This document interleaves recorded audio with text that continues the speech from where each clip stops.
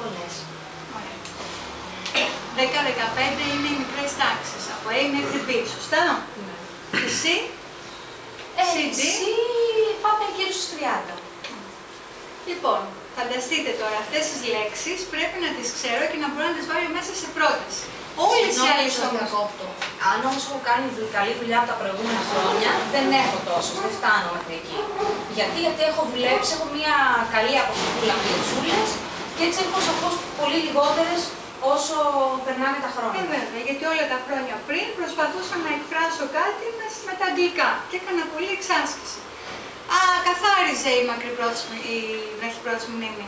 Και ξεδεχόταν καινούργια πράγματα, τα έσπρωχνε στη μακρυπρόθεσμη μνήμη. Long term memory και θυμόμουν όλο και περισσότερα. Και αυτό το πράγμα γινόταν συνέχεια, γιατί εγώ προσπαθούσα συνεχώς να μιλάω αγγλικά.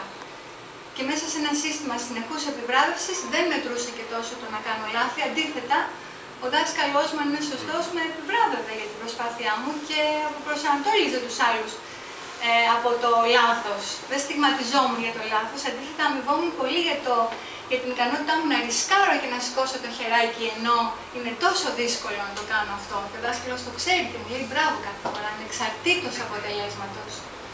Μετά έχω τη διαδραστική τεχνολογία.